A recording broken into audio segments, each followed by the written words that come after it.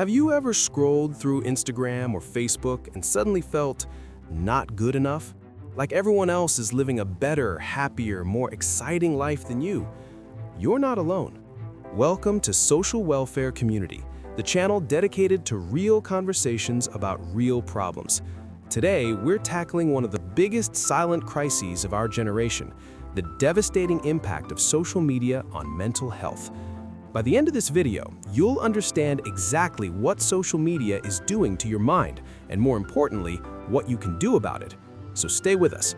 This one could change how you see your phone and yourself. On social media, people post their best moments, vacations, promotions, weddings, meals. Everything is filtered, edited, and perfectly framed. Nobody posts their bad hair days, their arguments, their failures, or their 3 a.m. crying sessions. But here's the problem. Our brains don't always know the difference. When we consume an endless stream of perfect content, we start to believe that's what normal life looks like. Real life has struggles, mess, and imperfection. Social media is a highlight reel, not a documentary. And when we compare our behind the scenes to everyone else's highlight reel, we always come up short. Why can't we just put our phones down? The answer lies in psychology. Social media platforms are engineered to keep you hooked. Every like, comment, and notification triggers a small release of dopamine, the brain's reward chemical. It's the same mechanism behind gambling addiction. Studies show the average person checks their phone over 96 times a day. That's once every 10 minutes. Platforms use algorithms specifically designed to show you content that provokes strong emotions, because emotional reactions keep you engaged longer. Anger, envy, excitement, all of it keeps you scrolling. You are not weak for being addicted to your phone. You are literally fighting against billion-dollar technology designed to capture your attention. Leon Festinger, a psychologist, introduced the concept of social comparison theory in 1954, long before social media existed.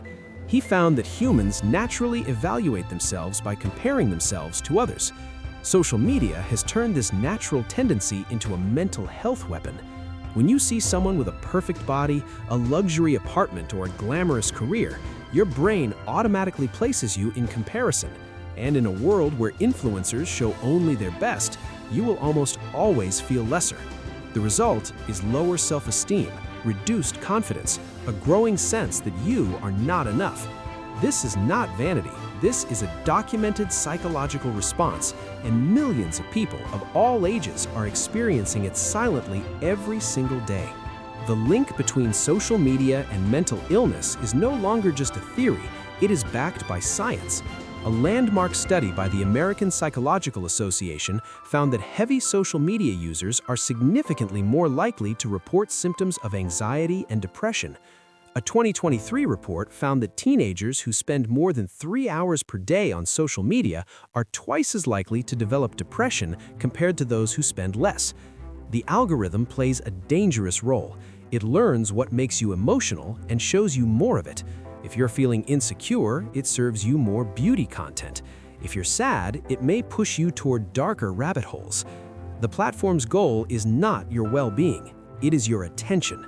FOMO, fear of missing out, is one of the most common side effects of social media culture.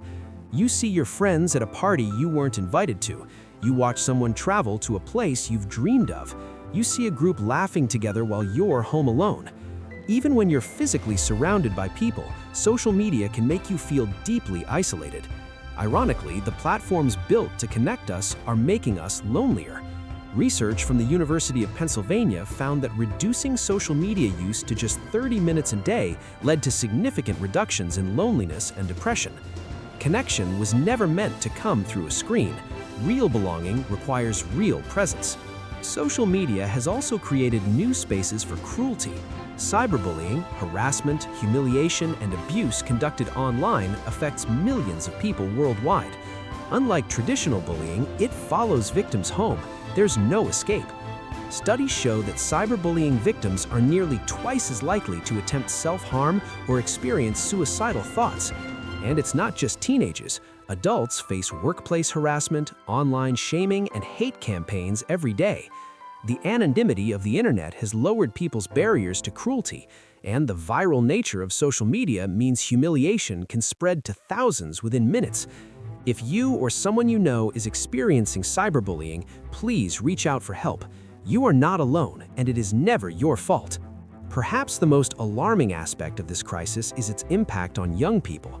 Children and teenagers are at a critical stage of identity formation.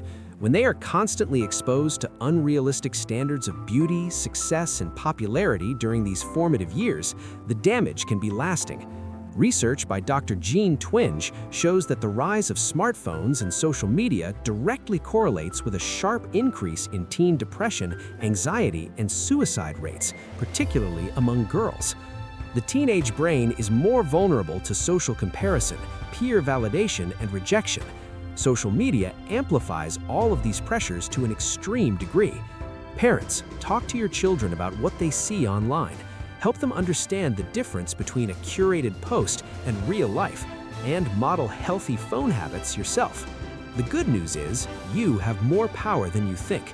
Here are 7 evidence-based steps to protect your mental health in the digital age. 1. Set screen time limits.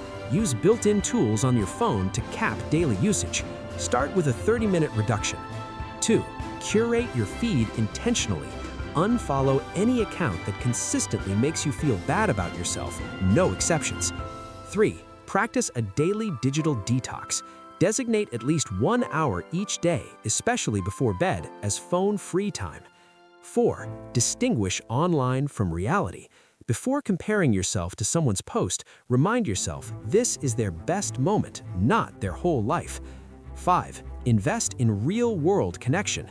Schedule time with people you love, face-to-face, without phones. 6. Seek professional support if needed. If social media has triggered anxiety or depression, speaking with a mental health professional is a sign of strength. 7. Use social media as a tool, not a measure of worth. Share positively, consume consciously, engage with purpose. Social media is not evil. It connects families, it spreads information, it builds communities, like ours right here. But like any powerful tool, it must be used wisely. When we confuse the curated highlight reel for real life, we give it the power to define our worth. You are more than your follower count. You are more than your likes. You are more than any filtered version of yourself. Your mental health matters. Your real life matters. At Social Welfare Community, we believe that awareness is the first step to change. Share this video with someone who needs to hear it. Leave a comment telling us how social media has affected you or someone you love. If this video helped you, please like, subscribe, and hit the notification bell so you never miss our content. Together, we can build a healthier, more conscious community, both online and off. Thank you for watching. Take care of yourself. We'll see you in the next one.